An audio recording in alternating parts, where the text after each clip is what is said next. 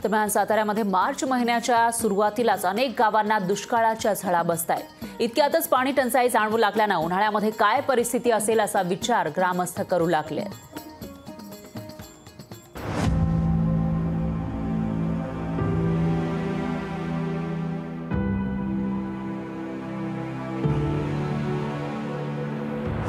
उन्हाळ्याची चाहूल ही वाढत्या उन्हाच्या चटक्यानं तर लागतेच, मात्र साताऱ्यात ऊन वाढण्याआधीच पाण्याची टंचाई जाणवू लागली आहे। इथे एक दोन नाही तर तब्बल 120 गावं 388 वाड्या तहानलेल्या आहेत। या गावांना टँकरनं पाणी पुरवठा करावा लागतोय। पावसाळ्यात सातारा जिल्ह्यातही समाधानकारक पाऊस झाला नाही, त्यामुळे मार्च महिन्यातच शेतीसह पिण्याच्या पाण्याचा तुटवडा जाणवू लागलाय। पिण्याचं पाणी आणि चाऱ्यासाठी त्यांना पाणी मिळू शकत नाही आणि वडोदर देखील आज 10 दिवसातून एक वेळ पाणी पुरवठा होत आहे। तर येरळवाडी जलाशयामध्ये पाणी जेहे काठामधून पाणी सोडणं अतिशय आवश्यक आहे, त्याशिवाय येरळवाडीच्या लोकांची तहान भागणार नाही। माण तालुक्यातही परिस्थिती वेगळी नाहीये। माण तालुक्यात 350 गावांना टँकरनं पाणी पुरवठा करावा लागतोय। दिवसेंदिवस प्रत्येक गावात टँकरची मागणी वाढतीये। गेल्या वर्षभरात समाधानकारक पाऊस झाला नसल्यानं इथली धरणं जेमतेम भरली होती, त्यामुळे नद्यांना पाणी आलं नाही।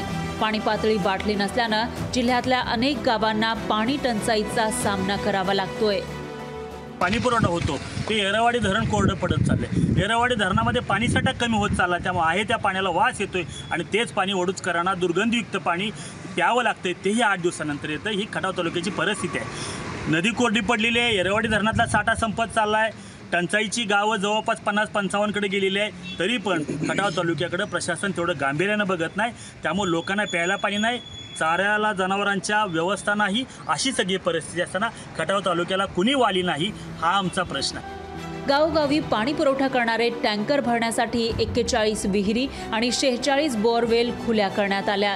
ही माहिती पाणी पुरवठा विभागानं दिली आहे। अद्याप संपूर्ण उन्हाळा गावकऱ्यांसमोर आहे। आत्ताच टँकरनं पाणी पुरवठा करावा लागत असल्यानं उन्हाळ्यात काय परिस्थिती येईल याची कल्पनाही गावकऱ्यांना करवत नाही।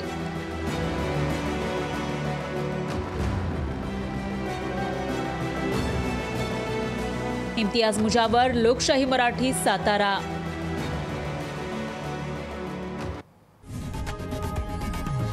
लोकशाही मराठी ऐका, पहा, जागरूक रहा।